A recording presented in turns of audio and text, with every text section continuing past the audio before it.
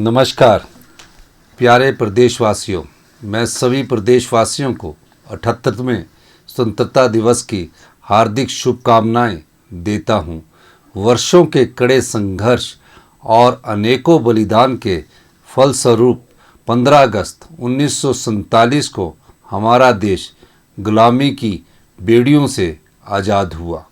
भाइयों और बहनों, इस पावन अवसर पर सबसे पहले हम उन महानायकों को श्रद्धांजलि अर्पित करते हैं जिन्होंने देश की आज़ादी के लिए अपने प्राणों की आहुति दी। हम उन वीर सपूतों को श्रद्धा सुमन अर्पित करते हैं जिन्होंने देश की सीमाओं की रक्षा और आतंकवाद के खिलाफ लड़ाई में अपने प्राण निछावर किए। हिमाचल प्रदेश के वीर सपूतों ने अमर शौर्य गाथाएं लिखी है। प्रिय प्रदेशवासियों, यह गर्व की बात है कि हमारे वीर सपूतों ने 4 परमवीर चक्र, 2 अशोका चक्र, 11 महावीर चक्र और 23 कीर्ति चक्र जीते हैं।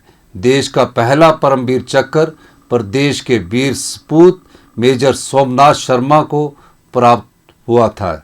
इसके बाद colonel DS Thapa, captain Vikram Batra तथा सूबेदार मेजर संजय कुमार को भी परमवीर चक्र से नवाजा गया।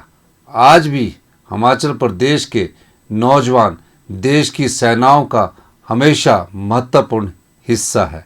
हमारी सरकार वयोवृद्ध स्वतंत्रता सेनानियों, सैनिकों, पूर्व सैनिकों तथा उनके परिवारों को हर संभव सहायता प्रदान करने के लिए प्रतिबद्ध है।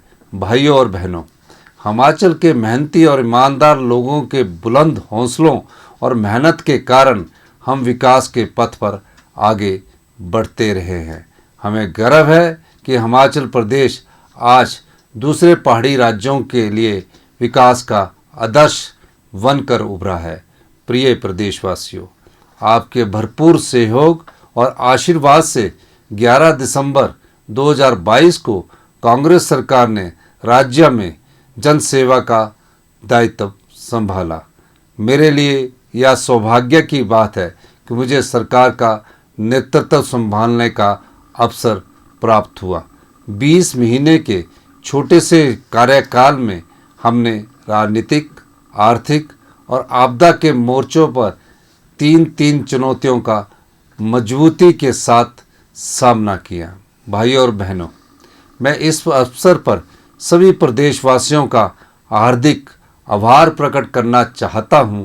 आपने हमारी सरकार पर अपना भरोसा बनाए रखा और भरपूर सहयोग दिया है। आप जानते हैं कि आपके द्वारा लोकतांत्रिक रूप से चुनी गई सरकार को अस्थिर करने के लिए कई साजिशें रची गई। चुनी हुई प्रदेश की सरकार को धनबल और बेईमानी के सहारे गिराने के प्रयास भी बहुत किए गए। कई षड्यंत्र किए गए, लेकिन प्रदेश के लोगों ने उन्हें नाकाम कर दिया। प्रदेश पर उपचुनावों का आर्थिक बोझ पड़ा और 4 महीने तक विकास परियोजनाओं की गति रुकी रही। लेकिन आपने इन साजिशों को कामयाब नहीं होने दिया और लोकतंत्र को मजबूत करते हुए धनबल को हराकर जनबल की विजय का परचम लहराया। आपने कांग्रेस सरकार की नीतियों और कार्यक्रमों में भरोसा जताकर उपचुनावों में कांग्रेस को आशीर्वाद दिया। हमारा संकल्प है कि हिमाचल आर्थिक रूप से आत्मनिर्भर बने और आने वाले 10 वर्षों में देश के सबसे समृद्धशाली और अमीर राज्यों की सूची में शामिल हो। मुझे यह बताते हुए खुशी हो रही है कि हमने नीतिगत बदलाव लाकर केवल 1 वर्ष में 2200 करोड़ रुपए से अधिक का अतिरिक्त राजस्व प्रदेश के लिए अर्जित किया है। आज मैं आपको बताना चाहता हूं कि आबकारी और कराधान से जुड़े पेंडिंग टैक्स केसेस का निपटारा करने के लिए राज्य सरकार एक योजना लाने जा रही है। इस योजना के तहत GST लागू होने से पहले 10 से 15 हज़ार लेगेसी केसेस समाप्त होंगे, अदालती झंझट से निजात मिलेगी और लोगों को राहत मिलेगी। इसके साथ ही 15 अगस्त से प्रदेश के करदाताओं को जागरूक करने के लिए 1 सप्ताह तक अभियान चलाया जाएगा। भाइयों और बहनों, हिमाचल की खराब वित्तीय स्थिति के बावजूद हमारी सरकार ने विकास और जन कल्याण के कार्यों की गति रुकने नहीं दी है। हम अपने संसाधन बढ़ाने के लिए लगातार प्रयास कर रहे हैं। प्रदेश की आर्थिकी स्थिति को पटरी पर लाने में समय लगेगा, जिसमें आप सबका सहयोग जरूरी है। मैं सरकारी कर्मचारियों से भी पूरे सहयोग का अनुरोध करता हूं। आज मैं आपको बताना चाहता हूं कि राज्य सरकार ने प्रदेश के हितों की अदालतों में भी पूरी मजबूती के साथ पैरवी की है। इन प्रयासों के कारण Adani powers, wild flower hall hotel जैसे केसों का फैसला हिमाचल प्रदेश के पक्ष में आया है। हमने शिमला डेवलपमेंट प्लान पर भी राज्य के लोगों के हितों को मजबूती के साथ अदालत में रखा है। प्रिय प्रदेशवासियों, हिमाचल प्रदेश की औसत प्रति व्यक्ति आय लगभग 2,35,000 रुपये प्रति वर्ष है, जो कि देश की प्रति व्यक्ति औसत आय से अधिक है।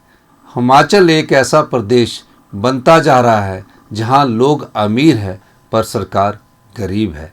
इसका कारण पिछली सरकार ने अमीर गरीब दोनों को एक बराबर सब्सिडी देने की प्रथा शुरू कर दी।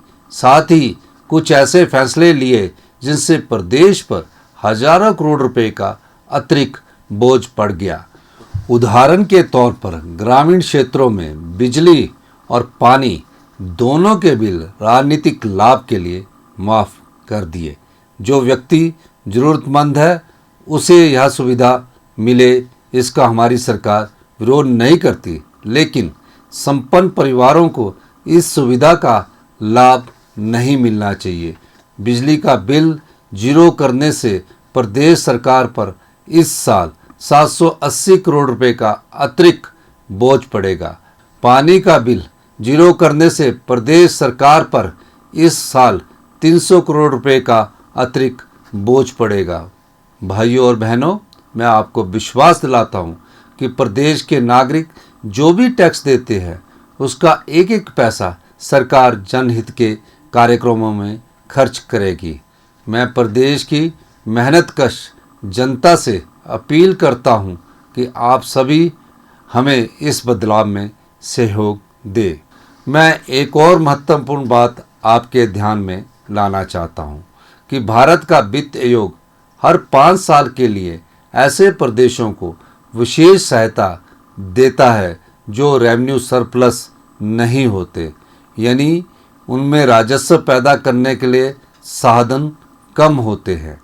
देश में राज्यों का गठन कंप्लीट इकोनॉमिक यूनिट्स के तौर पर नहीं किया गया है, इसलिए इन्हें रेवेन्यू सरप्लस एरिया की तरह देखना ठीक नहीं है। 15वें वित्त आयोग ने प्रदेश के साथ अन्याय करते हुए रेवेन्यू डेफिसिट ग्रांट को कम कर दिया है। वर्ष 2021-22 में यह ग्रांट 10,249 करोड़ थी, जो वर्ष 2025-26 में घटकर 3,257 करोड़ रुपया रह जाएगी। इसका अर्थ यह है कि आने वाले समय में प्रदेश को विकास के लिए लगभग 7,000 करोड़ रुपए कम मिलेंगे। पिछली सरकार ने भारत सरकार के साथ इस मुद्दे को बिल्कुल नहीं उठाया। हमने इस मामले को 16वें वित्त आयोग के सामने प्रमुखता से रखा है। यह जरूरी हो गया है कि हम आर्थिक स्थिति को बेहतर करने के लिए अपने